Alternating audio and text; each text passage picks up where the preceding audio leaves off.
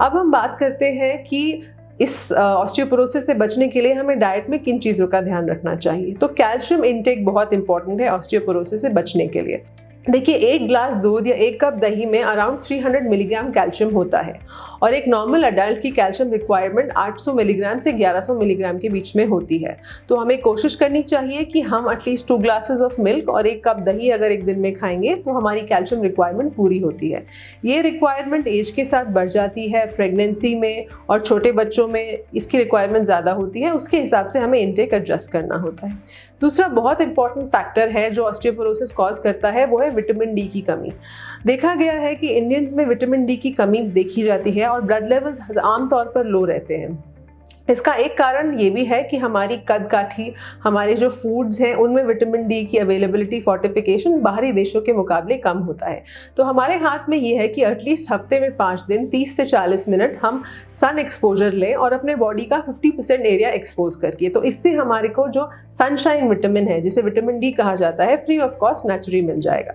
लेकिन फिर भी अगर आपके विटामिन डी लेवल्स कम हैं, जो आपके डॉक्टर एक मामूली से टेस्ट से पता लगा सकते हैं, तो इसका बहुत ही आसान सप्लीमेंटेशन दिया जाता है जिससे विटामिन डी लेवल्स नॉर्मलाइज किए जा सकते हैं। उसके अलावा ये भी देखा जाता है कि अगर हमारी डाइट में बहुत ज़्यादा प्रोसेस्ड फूड, सॉल्ट, शुगर और सैचुरेटेड फैट की मात्रा ज़्यादा है तो ये हमारा वेट बढ़ाने का काम करते हैं और ओबेसिटी अपने आप में ऑस्टियोपोरोसिस का एक कारण हो सकती है अगर किसी को एक्सट्रीम ओबेसिटी है।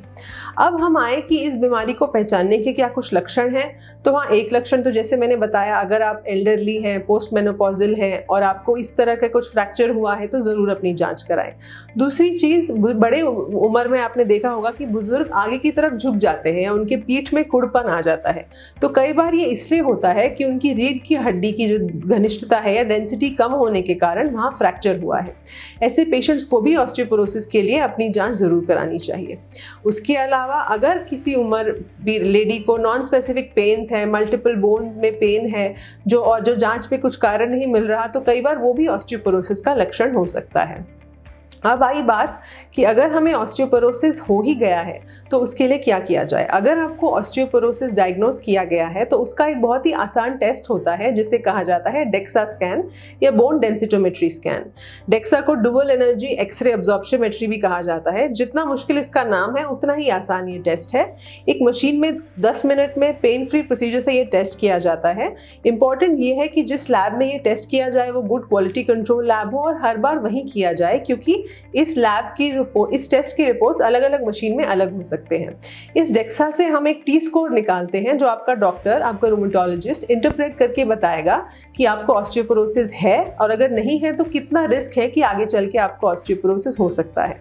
अगर ऑस्टियोपोरोसिस का डायग्नोसिस बना दिया गया है तो घबराने की जरूरत नहीं है, क्योंकि बहुत सी ऐसी दवाइयाँ आजकल उपलब्ध हैं रिसर्च के साथ, जिसमें कुछ टैबलेट्स, कुछ इंजेक्शंस अवेलेबल हैं जिससे आपके ऑस्टियोपोरोसिस को कंट्रोल किया जा सकता है और इन फ्रैक्चर्स से बचा जा सकता है। क्योंकि बड़ी उम्र में इस तरह का फ्रैक्चर कई बार मरीज को बेड रिडन या फिर बिस्तर पे भी ला सकता है और जान का खतरा तो इन फ्रैक्चर्स के साथ बना रहता है, क्योंकि रीढ़ की हड्डी और कूल्हे दो ऐसी जगह हैं जहाँ पर ब्लड लॉस बहुत ज़्यादा हो सकता है अगर फ्रैक्चर हो जाए तो। 2-3 मिथ्या इस बीमारी के आसपास हैं। एक तो कि ये बीमारी सिर्फ उम्र दराज लोगों को होती है, नहीं, कुछ ऐसे रेयर जेनेटिक बीमारियां भी हैं जब ये ऑस्टियोपोरोसिस छोटी उम्र में भी हो सकता है। दूसरी चीज ये कहा जाता है, कई लोग मिसकंफ्यूज हो जाते हैं कि ऑस्टियोपोरोसिस और ऑस्टियोआर्थराइटिस एक ही चीज है। नहीं, दोनों ही बीमारियां उम्र बढ़ने के कारण एज रिलेटेड डिसऑर्डर्स हैं, लेकिन दोनों बिल्कुल अलग बीमारियां हैं। हाँ, एक ही उम्र दराज मरीज में ये दोनों बीमारियां हो सकती हैं। तीसरी चीज कहा जाता है कि ये बीमारी कोई इतनी सीरियस नहीं है, तो अगर इसका ट्रीटमेंट नहीं भी लेंगे तो कोई फर्क नहीं पड़ेगा। जैसे मैंने बताया, इस तरह के फ्रैक्चर्स अगर हो जाएं तो वो बहुत ही खतरनाक हो सकते हैं।